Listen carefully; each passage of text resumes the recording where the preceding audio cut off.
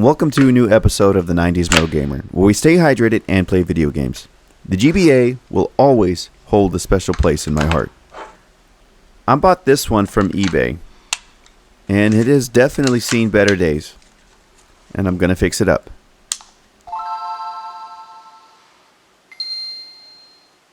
Let's get started. And then the Lord said,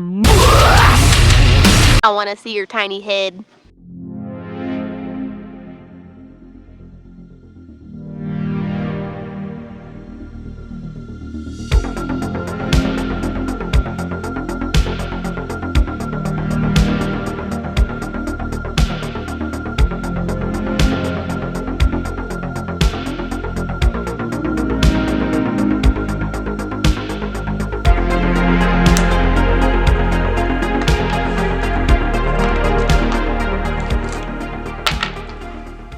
Before we go on any further with this video, I must ask that you do not use this video as a reference or tutorial on how to take apart and clean your GBA. I am not an expert at this. I make these videos as a means for entertainment. Should you choose to use these videos as a reference or tutorial, you are risking bricking your console. So I say again, please do not use my videos as a reference. This is the first time that I've attempted to repair a handheld gaming device. So I am going in completely blind. I really do not know what to expect from this. My thought process behind it was, if I can fix a whole console, it can't be any more difficult than repairing a handheld. Boy, was I completely wrong. And you'll see why here in a little bit. There was a screw that was in the battery compartment, and it was the most stubborn screw in this whole teardown. It did not want to come out whatsoever, so I did something that nobody would normally do.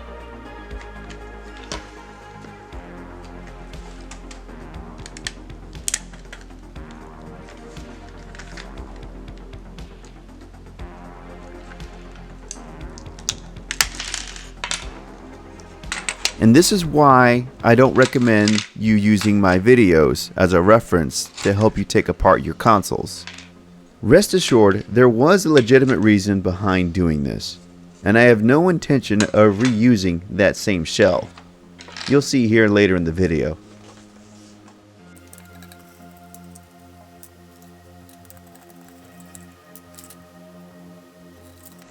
This GBA was not shown the love and care that it truly deserves. There is a lot of rust damage around the shoulder buttons, which tells me that this thing must have been sitting in water for a good amount of time. The possibilities are endless in regards to the rusting shoulder buttons. What I'm doing here is testing out the shoulder buttons to see if I can still feel a click. And yes, there is a click in there. Subtle, but it is there.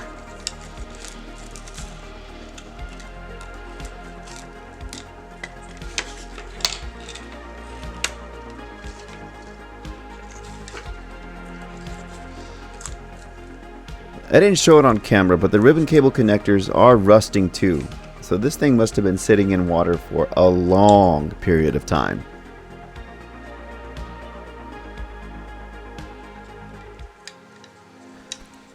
The shell itself is in very bad condition too. It really looks like it was kicked down the street.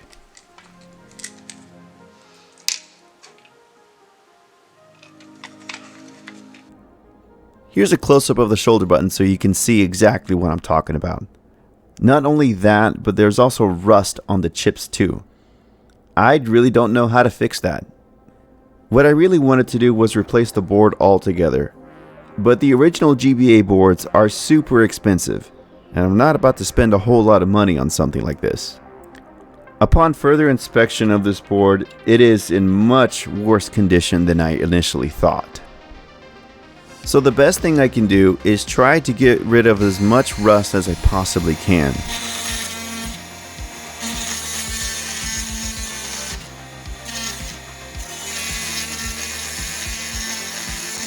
This is really hard to do with one hand, but I did the best I could. So this is just the gist of what I did to try to get rid of as much rust as I possibly can.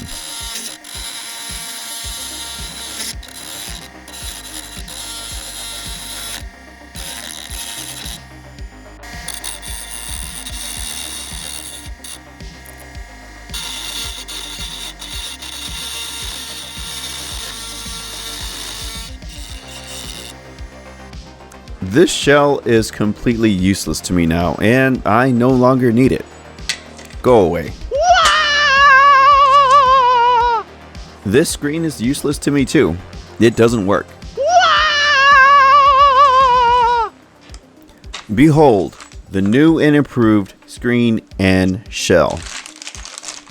To give it that nice 90s look, I wanted to go with a clear shell. Here's a little fun fact about me. The channel is called The 90s Metal Gamer. I was actually born in 1987, but I grew up in the 90s. And I feel like the 90s holds a special place in my heart, more so than the 80s. What the hell am I going to remember in the 3 years I lived in the 80s? Shit in my pants? It took me a while to get this thing put together. It really is a complicated jigsaw puzzle. So let's fast forward through all of this.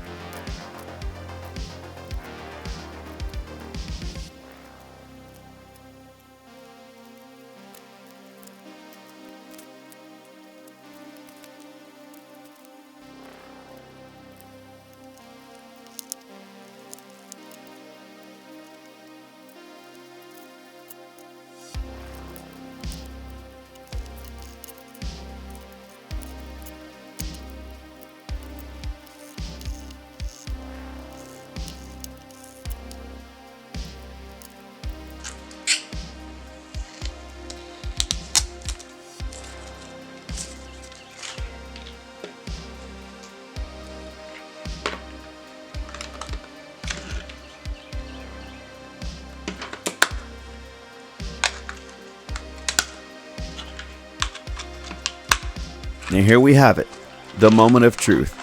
Did I make this GBA worse, or did I make it better? Let's find out. As you can see, I still have no video.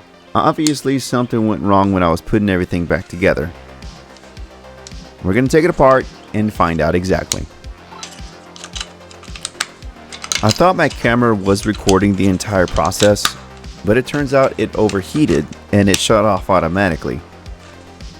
But it turns out that the screen that I had initially installed was also a bad screen, and lucky for me, I bought two instead of one, just in case something like this would happen. And I predicted correctly. I'm going to have to replace the speaker on this one too. We're having apparent audio issues.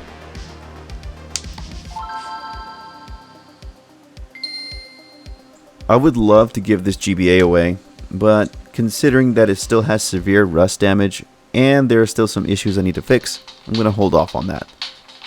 Thank you for watching my video all the way to the end. I really do appreciate it. If you're new here, welcome to the channel. I'm glad you found me. Please consider subscribing. I am a solo YouTuber, so everything that I do on this channel is done by me, and any little support that I get will go a long way. I love y'all, stay hydrated, and stay tuned for my next video.